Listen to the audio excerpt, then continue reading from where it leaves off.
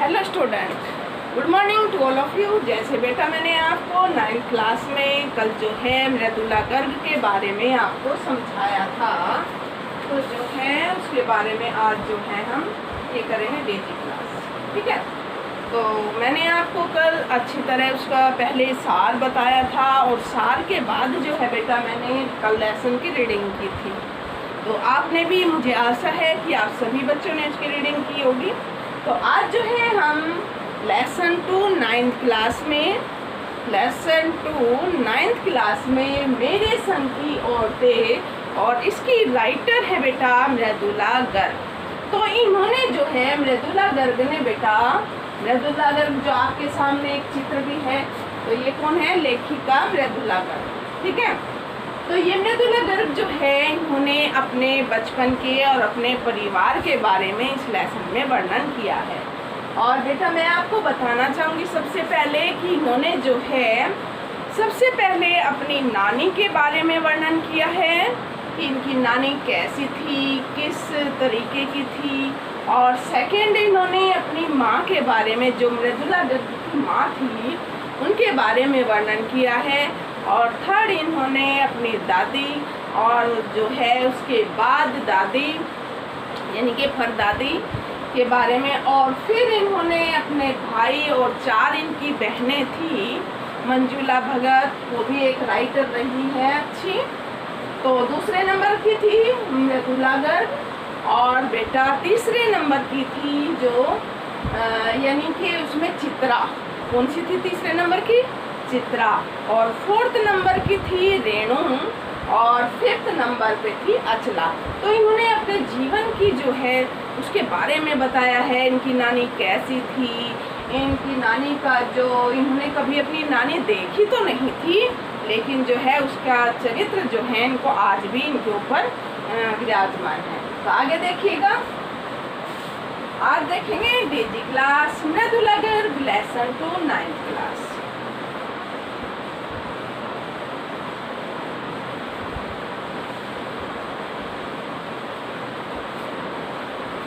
MA किया, किंतु आपका रुझान हिंदी साहित्य में रहा। कुछ ये सबसे पहले इन्होंने अपने बारे में बताया बेटा, एक बार एक शुरू से देखिएगा आप स्टार्टिंग से, कि जो है मृदुला गर्ग का जन्म कब और कहाँ हुआ, इसके बारे में भी बताया गया है। देखिएगा, पारंपरिक यानी कि जो है तंत्रता के प्रति निष्ठा। मृदुला गर्ग हिंदी की सर्वाधिक लोकप्रिय लेखिकाओं में से एक है। इनका जन्म 25 अक्टूबर सन 1938 में कोलकाता में हुआ। मृदुला जी ने अर्थशास्त्र में एमए किया, किंतु आपका रुझान हिंदी साहित्य में रहा। कुछ प्रमुख कृतियाँ: कट गुलाब, चित्त कोबरा, उसके हिस्से की धूप, अनित्य, मैं और मैं, सभी उपन्यास, कहानियाँ और निबंध भी। मेरे संग की औरतें के माध्यम से लेखिका ने बताने की कोशिश की है कि किस तरह से परंपरागत जीवन जीने के बावजूद लेख से हटकर भी जिया जा सकता है। मेरी एक नानी थी, जाहिर है, पर मैंने उन्हें कभी देखा नहीं। मेरी माँ की शादी होने से पहले ही उनकी मृत्यु हो गई थी। शायद नानी से कहानी न सुन पाने के कारण बाद में हम 3 बहनों को खुद कहानियाँ कहनी पड़ी। नानी से कहानी भले ना सुनी हो, नानी की कहानी जरूर सुनी, और बहुत बाद में जाकर उसका असली मर्म समझ में आया। पहले इतना ही जाना कि मेरी नानी पारंपरिक, अनपढ़, पर्दानशी। तो बेटा इसमें जो है लेखिका ने अपनी नानी के बारे में ये बताया है कि मेरी नानी जो थी वो पुराने ख्यालों की थी, पर्दानशी थी, पर्दे में रहने वाली थी। जैसे गांव में लेडीज रहती है, आज भी जो है ये प्रथा प्रचलित है कि जो है लेडीजें जो हैं आज भी पर्दा करके गांव में रहती हैं।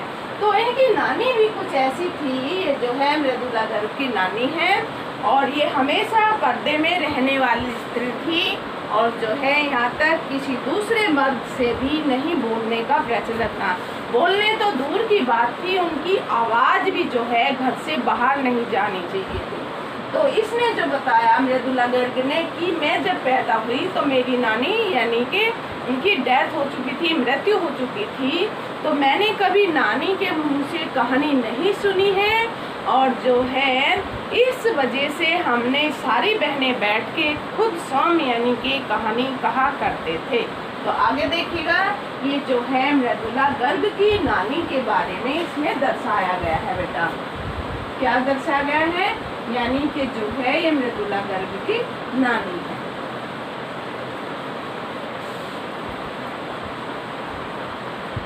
ऋषि औरत थी जिनके पति शादी के तुरंत बाद उन्हें छोड़कर बैरिस्ट्री पढ़ने विलायत चले गए थे। कैम्ब्रिज विश्वविद्यालय से डिग्री लेकर जब वे लौटे और विलायती रीति रिवाज के संग जिंदगी बसर करने लगे तो नानी के अपने रहन सहन पर उसका कोई असर नहीं पड़ा। न उन्होंने अपनी किसी इच्छा, आकांक्षा या पसंद नापसंद का इजहार पति पर कभी किया। पर जब कम उम्र में नानी ने खुद को मौत के करीब पाया तो 15 वर्षीय इकलौती बेटी मेरी माँ की शादी की फिक्र ने इतना डराया कि वे एकदम मुंहजोर हो उठी। नाना से उन्होंने कहा कि वे पर्दे का लिहाज छोड़कर उनके दोस्त स्वतंत्रता सेनानी प्यारे लाल शर्मा से मिलना चाहती हैं। तो इसमें जैसे बेटा बताया गया, लेखिका जो है मृदुला गर्ग, उनकी माँ जो है इसकी नानी की इकलौती बेटी थी, यानी कि वो कितने साल की थी? 15 वर्ष की थी जब जो है मृदुला गर्ग की नानी बीमार हो गई थी और बिस्तर पर लेट गई थी। एक तरीके से ये घर का यानी कि काम करना भी इन्होंने बंद कर दिया था। इनको ऐसा एहसास हो गया था कि मेरा जो है अंतिम अब दिन आ गए हैं। तो इन्होंने, जैसे आपको पहले भी मैंने बताया था कि ये पर्दा नशी थी, पर्दे करने वाली थी, तो इस तरीके से इन्होंने अपने बैरिस्ट्री पति, ये कौन है? इनके बैरिस्ट्री पति हैं जो कि विलायती पढ़ के आए थे। इनका रहन सहन विलायती था, इनका खान पान जो था विलायती था, जैसे आपको इसमें बताया डीजी क्लास में। तो जो है बेटा, फिर इन्होंने एक दिन अपने पति से कहा, क्या कहा कि पर्दे का लिहाज अब मैं छोड़ देती हूँ, मेरे अंतिम दिन आ गए हैं, और जो मेरी बेटी 15 वर्ष की है, आप अपने जो है प्यारे लाल, एक मित्र है इनके बैरिस्ट्री पति के जो है मित्र है, कौन है? प्यारे लाल। ध्यान रखना बेटा ये नाम, प्यारे लाल बार बार बताती हूँ मैं, ठीक है। तो ये कौन थे? इनके बैरिस्ट्री पति के मित्र थे। तो इन्होंने जो है पर्दे का लिहाज त्याग कर अपने पति से कहा कि आप जो है अपने मित्र को मेरे समक्ष प्रस्तुत कीजिए और जो है मैं उनसे कुछ कहना चाहती हूँ। तो ये बात जब सबने सुनी तो सब जो थे उस समय भौचक के रह गए थे कि जो है कभी पर्दा न खोलने वाली स्त्री, हमेशा पर्दे में रहने वाली स्त्री, अचानक इसको ऐसा क्या हो गया कि प्यारे लाल से, यानी कि बैरिस्ट्री पति के मित्र जो प्यारे लाल थे, उनसे ये मिलने अचानक बातें करने के लिए जो है तत्पर थी। तो आगे देखिएगा, यानी ये बातें करने के लिए तत्पर इसलिए थी बेटा ये, क्योंकि इनकी इकलौती 15 वर्षीय थी और उसकी शादी जो है ये एक स्वतंत्रता सेनानी से करवाना चाहते थे, क्योंकि इनके पति जो हैं ये जो बैरिस्ट्री पति हैं इनके, जो विलायती पढ़ के आए थे, इनका रहन सहन जो था बेटा विलायती था। विलायती होने के कारण जो है लेखिका की नानी नहीं चाहती थी कि मेरी इकलौती बेटी की शादी किसी विलायती से हो, तो वो चाहती थी भारतीय से हो, यानी कि स्वतंत्रता सेनानी से हो। तो इसलिए जो है इन्होंने, लेखिका की नानी ने प्यारे लाल को, यानी कि अपने बैरिस्ट्री पति के मित्र को अचानक बुलाया था। तो इस बात को देखकर सब जो है भौचक्का रह गए थे।